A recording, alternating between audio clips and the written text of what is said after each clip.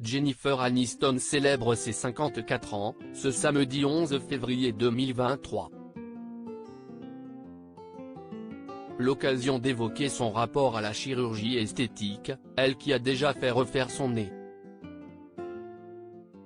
Mais comme elle l'avait expliqué dans les pages du magazine InStyle, elle a eu recours à cette opération pour des raisons de confort et médicales. Si j'ai eu une opération du nez, c'était pour remettre ma cloison nasale dans l'axe et m'aider à mieux respirer.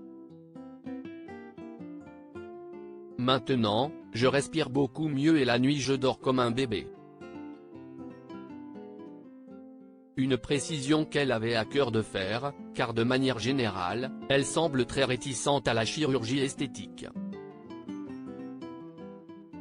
Ce que j'ai vu, ce sont des femmes qui essaient de rester sans âge.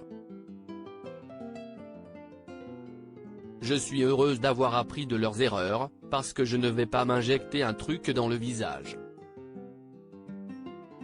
Quand je les vois, j'ai mal au cœur.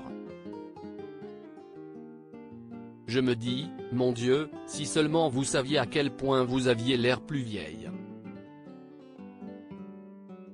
Elle tente d'arrêter le temps qui passe, et l'on sent à quel point elles n'ont pas confiance en elles.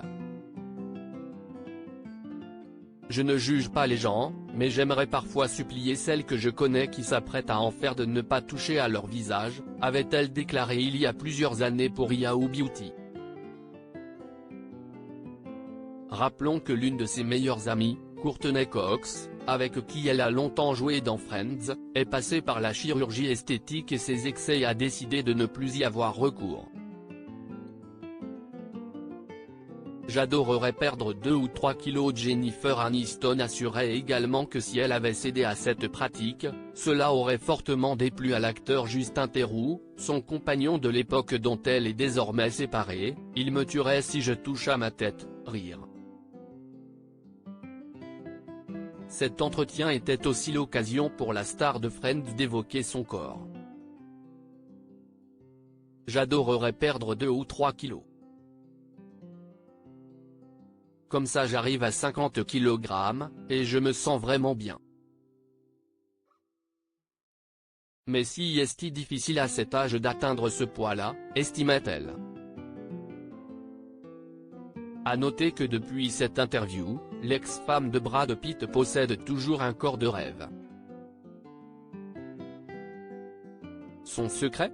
Une alimentation équilibrée, ainsi que de la boxe, de la corde à sauter, du sport intensif, et beaucoup de travail avec des bandes élastiques, comme l'expliquait son coach sportif Léon Azubaik au magazine Von Health en 2021.